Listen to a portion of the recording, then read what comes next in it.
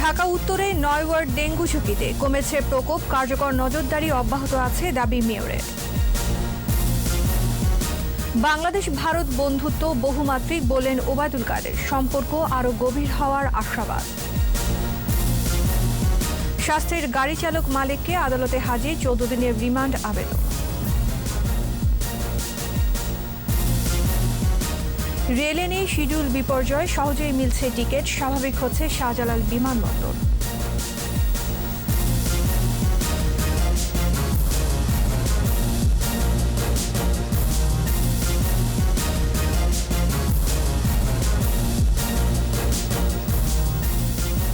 শুনছিলেন first security ইসলামী bank limited সংবাদ শিরোনাম। আমন্ত্রণ দুপুর ২টার ২১ সংবাদে, সাথে আছি আমি আশা সাবেরা। দর্শক, ২১ টেলিভিশনের সংবাদ একই সাথে সরাসরি দেখতে পাবেন আমাদের ফেসবুক পেজ www.facebook.com/2124 অনলাইনে।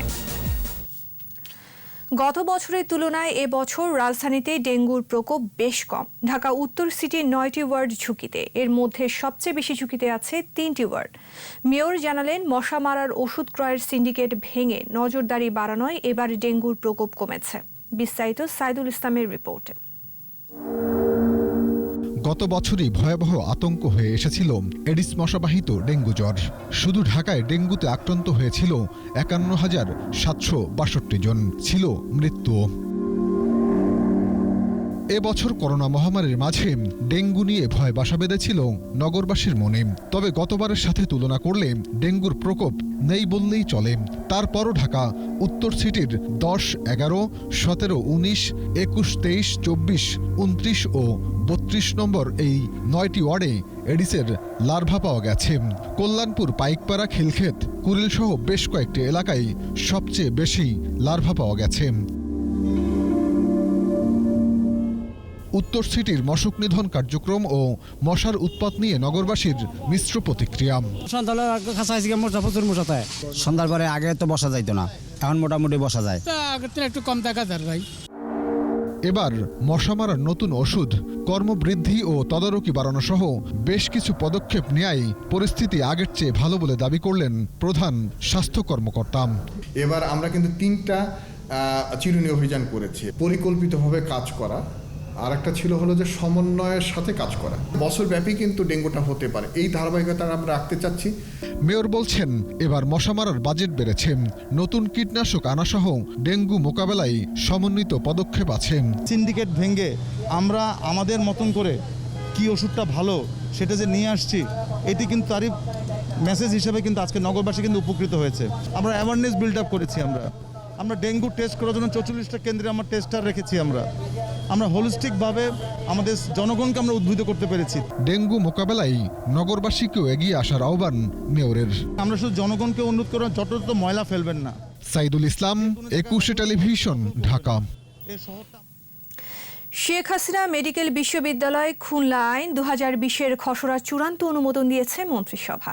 সচিবালয়ের মন্ত্রিপরিষদ কক্ষে অনুষ্ঠিত সভায় গণভবন থেকে যুক্ত হন প্রধানমন্ত্রী শেখ হাসিনা। সভায় অনুমোদন দেওয়া হয় চিকিৎসা ডিগ্রি আইন ২০২০ এবং বাংলাদেশ পর্যটন কর্পোরেশন আইন ২০২০-এর খসড়ার চূড়ান্ত। শিক্ষা সংক্রান্ত আইন দুটি স্বাস্থ্য, শিক্ষা ও পরিবার কল্যাণ বিভাগের উদ্যোগে সভায় তোলা হয়। এছাড়াও পররাষ্ট্র মন্ত্রণালয় থেকে কূটনৈতিক সম্পর্কের যৌথ ঘোষণাপত্রের খসড়ার অনুসমর্থনের প্রস্তাবও অনুমোদন দেওয়া হয় মন্ত্রিসভায়।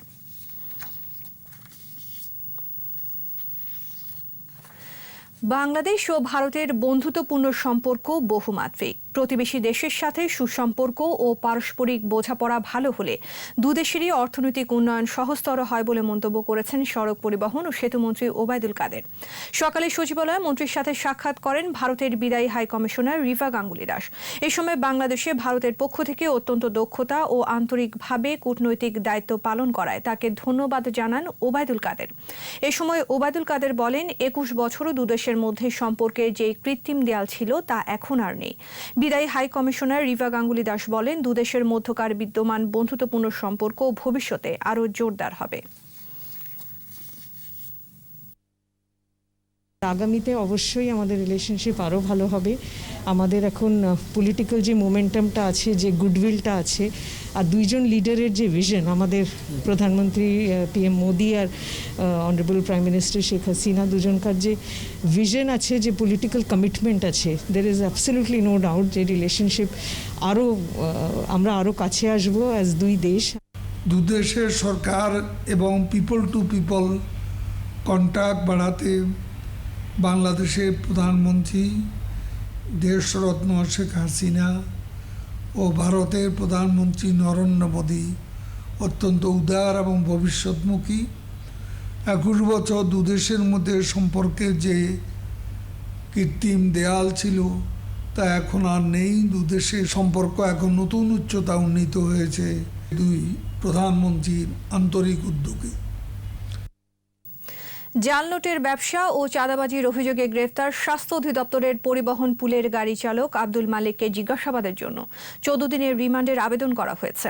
শনিবার দিবাগত রাত 3টার দিকে রাজধানীর তুরাগ থানার কামারপাড়া এলাকা থেকে মালিককে গ্রেফতার করা হয়। তার কাছ থেকে একটি বিদেশি পিস্তলও উদ্ধার করে র্যাব। এ বিষয়ে তুরাগ থানায় 2টি মামলাও হয়েছে। সোমবার দুপুরে মালিককে আদালতে হাজির করে 14 দিনের রিমান্ড আবেদন করা হয়। করোনা পরিস্থিতিতে স্বাভাবিক অবস্থায় ফিরছে দেশের রেল যোগাযোগ ব্যবস্থা। যাত্রী ভোগান্তি এড়াতে টিকিট বিক্রি হচ্ছে অনলাইন ও অফলাইনে। নেই কালোবাজারি ও শিডিউল বিপর্যয়। দুই মাধ্যমেই টিকিট পেয়ে সন্তুষ্ট যাত্রীরাও। আদিত্য মামুনের রিপোর্ট। Kamalapur railway station. বিভিন্ন গন্তব্যের টিকিট সংগ্রহের জন্য কাউন্টারের সামনে যাত্রীদের সারিবদ্ধ অপেক্ষা। টিকিট সংগ্রহ করা যাচ্ছে অনলাইনেও। চলতি মাসের 16 তারিখ থেকে শুরু হয়েছে কাউন্টারে টিকিট বিক্রি। বাকি 50 ভাগ টিকিট দেয়া হচ্ছে এভাবেই। এ নিয়ে সন্তুষ্ট যাত্রীরা। নেই কালোবাজারিদের দৌরাত্ম্য। টিকিট ম্যানুয়ালে যেটা দিচ্ছে সেটাতে কোনো সংকট দেখতেছি না, তো টিকিট চাইলাম দিয়ে দিল। বাকি 50 ভাগ টিকিট সংগ্রহ করা যাচ্ছে অনলাইনে। করোনাকালে শুরু হওয়া অনলাইন পদ্ধতিতে স্বাচ্ছন্দ্য অনেকের। লাইনে দাঁড়িয়ে যে টিকিট কাটা হচ্ছে, তো এটার মাধ্যমে তো রোগটা ছড়ানো যেতে পারে, তো অনলাইনে কাটলে তো ওই প্রবলেমটা হবে না। তবে কারো কারো বিরূপ প্রতিক্রিয়াও আছে। 3টা টিকিটের প্রয়োজন, আমি গোপরগাঁও যাব, বলছে সিট নাই, বিক্রি হয়ে গেছে। রেল কর্তৃপক্ষ বলছে সর্বোচ্চ যাত্রী সেবা নিশ্চিতে দুই মাধ্যমেই টিকিট বিক্রি হচ্ছে। যাত্রী চাহিদা অনুযায়ী টিকিট পাচ্ছে এবং কাউন্টারের সবগুলো ট্রেনের টিকিট বিক্রি হচ্ছে। শতভাগ আসনের টিকিটই বিক্রি হচ্ছে, এটা কাউন্টারে 50% এবং অনলাইনে 50%। করোনা পরিস্থিতিতে কোনো ভোগান্তি ছাড়া নির্ধারিত সময়ে গন্তব্যে যাচ্ছে ট্রেন। সার্বিক পরিস্থিতিতে সন্তোষ যাত্রীদের। আদিত্য মামুন, 21 টেলিভিশন, ঢাকা। করোনার ভয় কাটিয়ে ধীরে ধীরে স্বাভাবিক হচ্ছে হযরত শাহজালাল আন্তর্জাতিক বিমানবন্দর। স্বাস্থ্যবিধি মেনে মুক্ত আকাশে বিমানবন্দর থেকে নানা গন্তব্যে ডানা মেলছে উড়োজাহাজ। বিমানবন্দরের পরিচালক জানান, 9টি এয়ারলাইন্স আন্তর্জাতিক রুটে ফ্লাইট পরিচালনা করছে। খুব শীঘ্রই ফ্লাইট সংখ্যার পাশাপাশি বাড়বে রুটের সংখ্যাও। জসিম জুয়েলের রিপোর্ট। করোনার প্রভাব কাটিয়ে হযরত শাহজালাল আন্তর্জাতিক বিমানবন্দরে স্বাভাবিক হচ্ছে উড়োজাহাজ চলাচল। জীবন জীবিকার প্রয়োজনে বের হতে হবে, তাই অভ্যন্তরীণ ও আন্তর্জাতিক দুই রুটই যাত্রী বাড়ছে। তবে সর্বোচ্চ গুরুত্ব পাচ্ছে স্বাস্থ্যবিধি। অভ্যন্তরীণ রুটের তুলনায় আন্তর্জাতিক রুটে যাত্রীর চাপ কিছুটা কম। এরই মধ্যে ঢাকা থেকে বেশ কয়েকটি দেশ ফ্লাইট পরিচালনার অনুমতি পেয়েছে। Biman Bangladesh airlines, Qatar airways, Malindo airlines, air Arabia, Turkish airlines, fly Dubai সহ অন্তত 10টি বিমান সংস্থা। অনেক দেশই এখন এটা নীতিমালা শিথিল করে দিয়েছে, সুতরাং আমাদের সিভিল এভিয়েশন কর্তৃপক্ষ অনেক ফ্লাইটে অনুমোদন দিয়ে দিয়েছেন। ইন্টারন্যাশনাল 30টা, ডোমেস্টিক 100টার মতো এবং কার্গো 30টার মতো। সুতরাং 150 থেকে 160টা ফ্লাইট বর্তমানে চালু আছে, যেটা কিনা আগে ছিল 250টার মতো। বিমানবন্দরের পরিচালক জানান, করোনাকালে চলাচল শূন্যের কোটায় নামলেও আস্তে আস্তে স্বাভাবিক হচ্ছে, বাড়ছে ফ্লাইট সংখ্যা। বর্তমানে ফ্লাইটের পরিমাণটা একটু বেশি এবং যাত্রী সংখ্যাও আগের চেয়ে অনেক সন্তোষজনক। যাওয়া আসা মিলে 5500 যাত্রী অ্যাভারেজ এখন যাতায়াত করছে।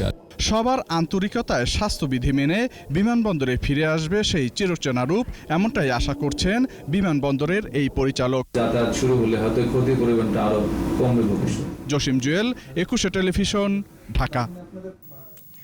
স্বাস্থ্যবিধি মেনে চলুন, সুস্থ থাকুন। নিচ্ছি বিরতি, যখন ফিরছি তখন অন্যান্য খবরের সঙ্গে আরও থাকবে। মানব পাচার মামলায় নৃত্যশিল্পী ইভান আরও 7 দিনের রিমান্ডে। আবারও আমন্ত্রণ দুপুর 2টার 21 সংবাদে। মানব পাচার আইনে করা মামলায় নৃত্যশিল্পী ও কোরিওগ্রাফার ইভান শাহরিয়ার সোহাগের 7 দিনের রিমান্ড মঞ্জুর করেছে আদালত। সোমবার ঢাকা মহানগর হাকিম বেগম ইয়াসমিন আরা শুনানি শেষে রিমান্ড মঞ্জুর করেন। গত 15 সেপ্টেম্বর মানব পাচারের সঙ্গে কারা জড়িত তা জানার জন্য ইভানকে 7 দিনের রিমান্ডের আবেদন করা হয়। রিমান্ডের আবেদন শুনানির জন্য 21 সেপ্টেম্বর দিন ধার্য করা হয়। আবেদনে মামলা তদন্তকারী কর্মকর্তা উল্লেখ করে ভুক্তভোগীদের নাচ শিখিয়ে ভালো বেতনে বিদেশে পাঠানোর প্রস্তাব দেয় চক্রটি।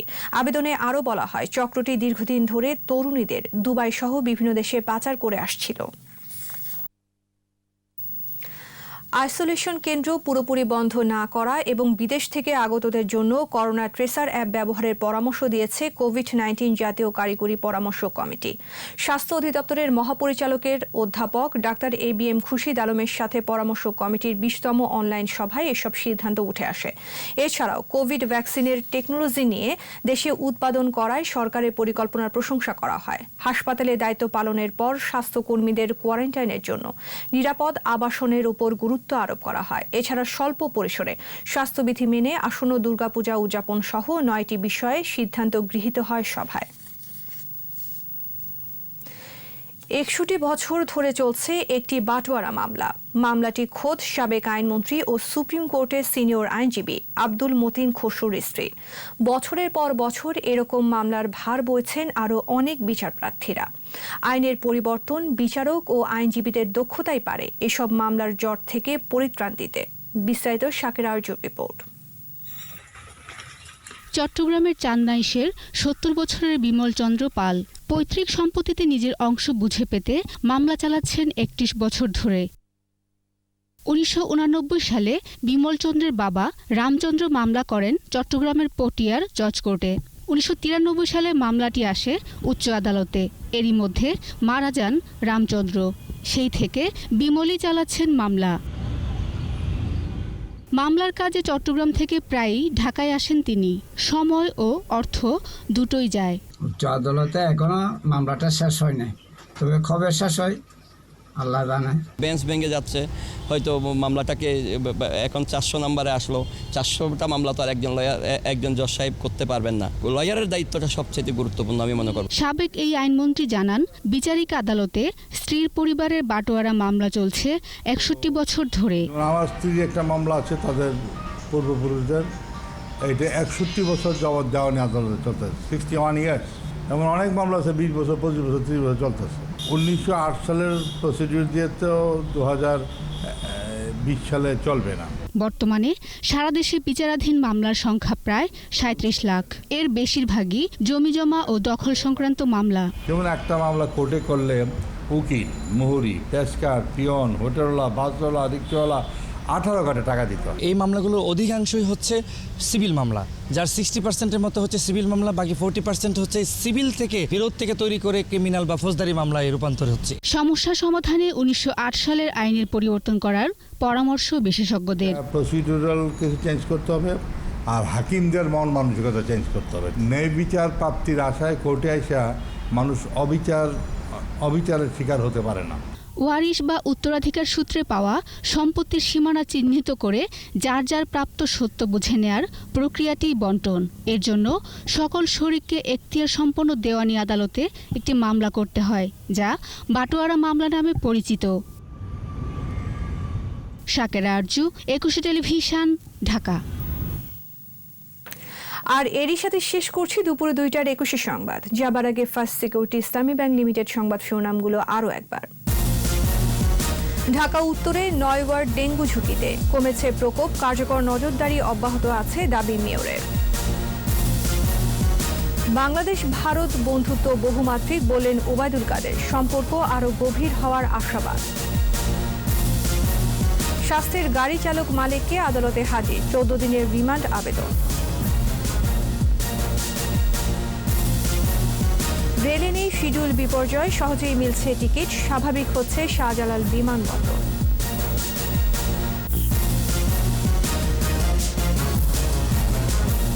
সর্বশেষ খবর জানতে ডায়াল করুন 2021 নম্বরে আর ভিজিট করুন 21-tv.com এই ওয়েবসাইটে। এছাড়া ফেসবুকে ভিজিট করতে পারেন facebook.com/2124 অনলাইনে। 6টায় আমাদের চট্টগ্রাম সংবাদ দেখার আমন্ত্রণ রইল। স্বাস্থ্যবিধি মেনে চলুন, সুস্থ থাকুন, ধন্যবাদ।